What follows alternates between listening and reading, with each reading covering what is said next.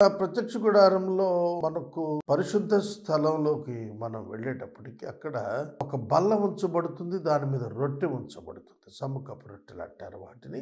అవి యాజకులు భుజించుట కొరకు ఏర్పరిచినవి. అది యేసుక్రీస్తునే సూచిస్తుంది.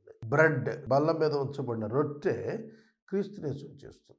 మరొక ప్రక్కన దీపస్తంభం అంటే టోటల్‌గా 7 ల్యాంప్స్ ఉంటాయి. 3 కొనలు ఒక పక్క, 3 కొనలు ఒక పక్క, సెంటర్‌లో ఒకటి. 7 దీపాలు కలిగిన దీపస్తంభం, ల్యాంప్ స్టిక్ అది కూడా యేసుక్రీస్తుని సూచిస్తుంది. అదే అక్కడ వెలిగిస్తుంది. ఆ దేవాలయం లోపట వెలిగిచ్చేది సూర్యరశ్మి కాదు. ఆ లోపట వెలిగిచ్చేది ఈ దీపస్తంభమే.